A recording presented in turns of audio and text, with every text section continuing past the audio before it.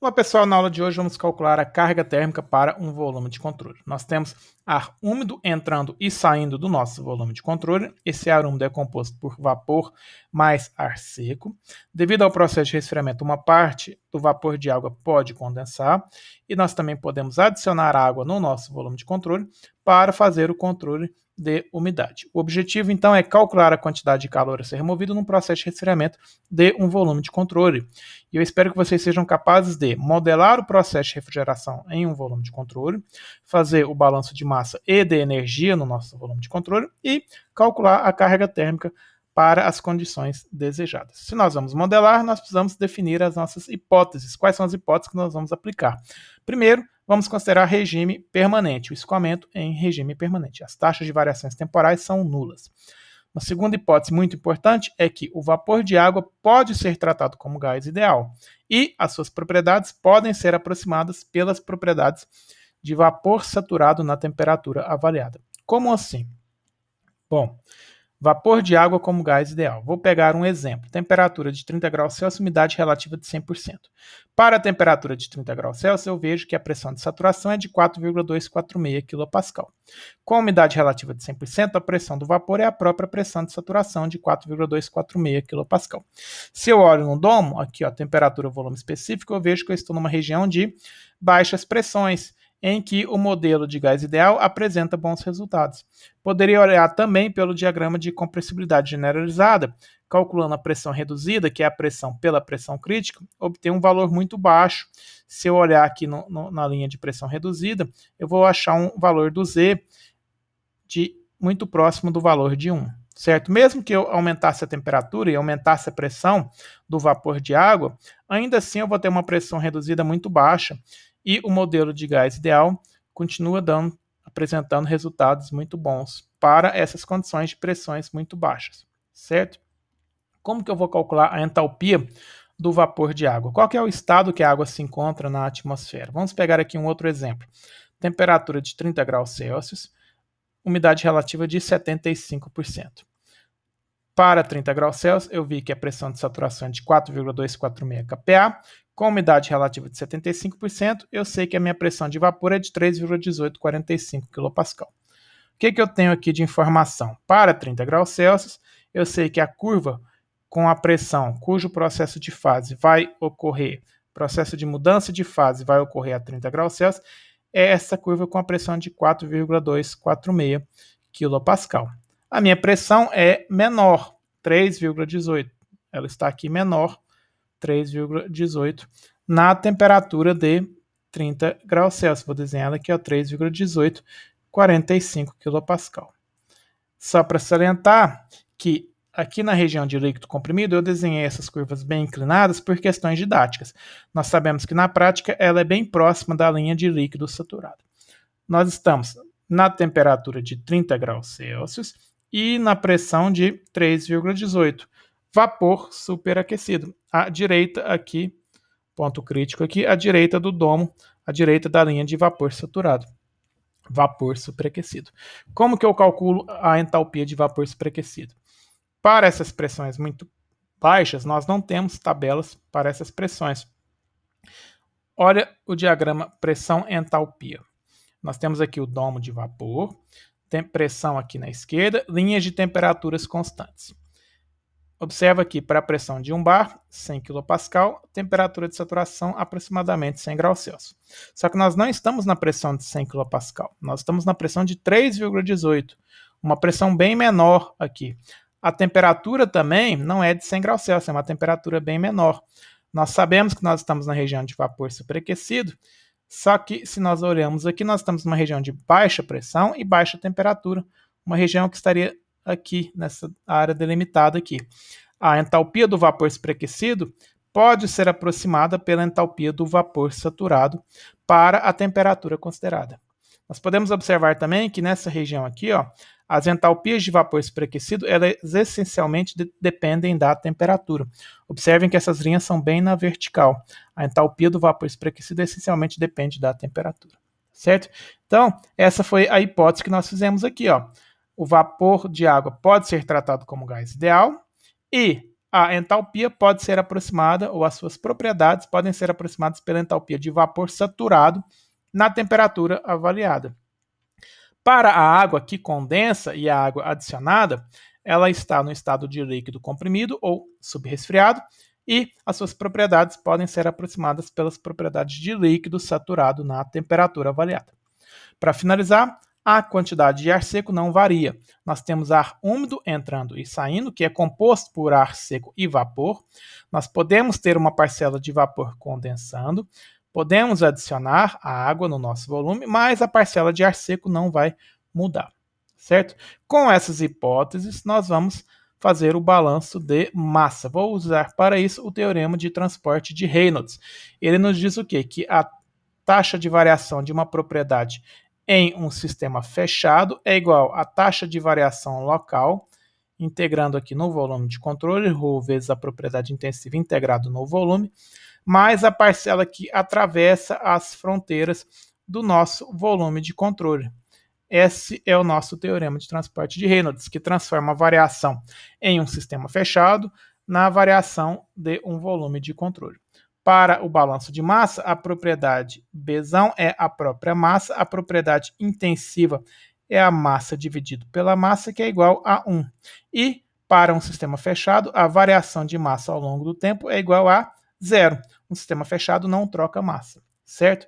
Considerando regime permanente, a variação temporal vai ser desprezada, nós vamos ter o quê? Vou representar genericamente entrada e saída, e depois a gente abre esses termos nas suas parcelas correspondentes. Nós temos o ρ na entrada, vetor velocidade na entrada, vetor área na entrada, mais o ρ na saída, vetor velocidade na saída, vetor área na saída, isso é igual a 0. Na entrada, o vetor velocidade, e o que é esse vetor área? O vetor área é um vetor, vou pegar aqui essa região pontilhada, por exemplo, é a área da seção transversal com um vetor normal unitário sempre apontando para fora do volume de controle, certo? Logo, esse vetor na entrada, ele aponta para fora na direção e sentido contrários ao vetor velocidade, certo? Se eu for transformar esse produto escalar de dois vetores, vai ser o ρ na entrada, módulo do vetor velocidade, módulo do vetor área, cosseno do ângulo entre o vetor velocidade e o vetor área na entrada. O primeiro vetor projetado no segundo, mais ρ na saída, módulo do vetor velocidade na saída, módulo do vetor área na saída, cosseno do ângulo entre o primeiro vetor, do primeiro vetor projetado no segundo vetor. Isso é igual a 0. Certo? Na entrada, o vetor velocidade aponta para dentro do volume de controle e o vetor área aponta para fora, direção e sentido. O sentido aqui, eles vão ter um ângulo de 180, certo? Cosseno de 180 é menos 1. Aqui vai ficar menos ρ na entrada, velocidade na entrada, área na entrada. Na saída, o vetor velocidade aponta para fora e o vetor área também aponta para fora. O cosseno deles vai ficar positivo, vai ficar ρ na saída, velocidade na saída, área na saída é igual a 0. ρVA é a taxa mássica, nós vamos ter que a taxa mássica na entrada é igual à taxa mássica na saída do nosso volume de controle. Esse é o nosso balanço de massa para o volume de controle. O que entra e o que sai? Ar seco, a taxa mássica de ar seco na entrada é igual à taxa mássica de ar seco na saída, e a parte da umidade, nós temos o quê? Ar úmido, que é composto por ar seco, mais vapor de água na entrada, mais uma parcela de umidade que eu posso adicionar, é igual ao que sai, que é a taxa mássica de ar seco, mais a taxa mássica de vapor na saída, mais a taxa mássica do condensado. Como o ar seco, a taxa mássica de ar seco na entrada é igual à taxa mássica de ar seco na saída, nós temos que a taxa mássica de vapor na entrada, mais a taxa mássica de umidade adicionada, a água adicionada, é igual ao que sai, que é a taxa mássica de vapor na saída, mais a taxa mássica do condensado na saída. Esse é o nosso balanço de massa para o volume de controle. E vamos fazer o balanço de energia. Vou usar também o teorema de transporte de Reynolds. A taxa de variação de energia no sistema fechado é igual à taxa de variação local mais a parcela que atravessa as fronteiras do nosso volume de controle. Isso é igual à taxa de calor mais a taxa de trabalho. Para regime permanente, as variações temporais são nulas e nós não estamos realizando trabalho. Dessa forma, nós vamos ter que a taxa de calor é o ρ na entrada, vetor velocidade na entrada, área na entrada, vetorial, vezes a energia específica na entrada, mais, porque é uma integral, ρ na saída, vetor velocidade na saída, vetor área na saída, energia específica na saída. Aqui eu estou representando genericamente tudo que está entrando e tudo que está saindo. Depois a gente abre nas suas parcelas correspondentes. Como nós vimos, vetor velocidade e área na entrada tem um ângulo de 180, cosseno de 180 menos 1, nós vamos ter menos ρVA na entrada, energia específica na entrada, e na saída, vetor velocidade e área estão na mesma direção e sentido, ρVA na saída, energia específica na saída. ρVA é a taxa máxima, nós temos que a taxa de calor é a taxa máxima na saída, energia específica na saída, menos a taxa máxima na entrada, energia específica na entrada. Tudo que está saindo menos tudo que está entrando. Quais são as parcelas de energia que nós vamos considerar? As principais são entalpia, energia cinética e energia potencial. Para o nosso problema, nós vamos considerar variação de energia potencial desprezível, variação de energia cinética desprezível, que nos dá a energia específica com a própria entalpia específica. Dessa forma, nós temos a taxa de calor, é a taxa máxima na saída, vezes a entalpia específica na saída, menos a taxa máxima na entrada, entalpia específica na entrada. Vamos abrir essas parcelas do que entra e o que sai. O que entra e o que sai. Na saída, nós temos ar úmido, taxa máxima vezes entalpia, mais a parcela do condensado. E na entrada, nós temos ar úmido vezes entalpia e a parcela do condensado, da água adicionada aqui, certo? Esse ar úmido na saída e na entrada é composto por vapor e ar seco. Vamos abrir, então, essas parcelas nas suas correspondentes de vapor e ar seco. Eu vou abrir, então, aqui ó, o ar úmido na saída como a parcela do vapor e ar seco. Taxa máxima de vapor na saída, entalpia do vapor na saída, mais a taxa máxima de ar seco, entalpia do ar seco na saída, mais a parcela que condensa, é igual, menos o que entra. Taxa máxima de vapor, estou abrindo a parcela de ar úmido entre a parcela de vapor e a parcela de ar seco. Taxa máxima de vapor na entrada, entalpia do vapor na entrada, taxa máxima de ar seco vezes a entalpia de ar seco na entrada, menos a parcela de água adicionada com a sua entalpia adicionada aqui, certo? Esse é o nosso balanço de energia para o volume de controle. Uma forma muito usual de representar essa equação é dividir tudo pela taxa máxima de ar seco. Por quê? O que fica? Taxa máxima de vapor é quilos de vapor por segundo. Pela taxa máxima de ar seco, quilos de ar seco por segundo, que no final fica quilos de vapor por quilos de ar seco, que é o quê? A umidade absoluta, ou razão de umidade. Quilos de vapor por quilos de ar seco. Nós podemos, quando dividimos pela taxa máxima de ar seco, representar nosso balanço de energia pela umidade absoluta, certo? Vou escrever aqui, então, em função das umidades absolutas. Essa aqui é a parcela da umidade absoluta na saída, essa é a parcela da umidade absoluta na entrada, e o que condensa é justamente a diferença entre a umidade absoluta na entrada e na saída, tá certo? Escrevi aqui, então, a taxa de calor pela taxa máxima de ar seco. É a variação de entalpia do ar seco, entalpia na saída menos a entrada do ar seco, mais o que sai, umidade absoluta na saída, entalpia do vapor na saída, menos o que entra, umidade absoluta na entrada, entalpia do vapor na entrada, mais o que sai, que é o condensado, ômega na saída menos ômega ômega na entrada menos ômega na saída, entalpia do condensado, menos o que entra, que é essa parcela de taxa máxima de umidade, pela taxa máxima de ar seco, entalpia dessa água adicionada. Esse é o nosso balanço de energia. Como que nós vamos calcular essas entalpias? Para o ar seco, é um gás ideal, Cp vezes a variação de temperatura. Para o vapor de água na saída e na entrada, como entalpia do vapor saturado.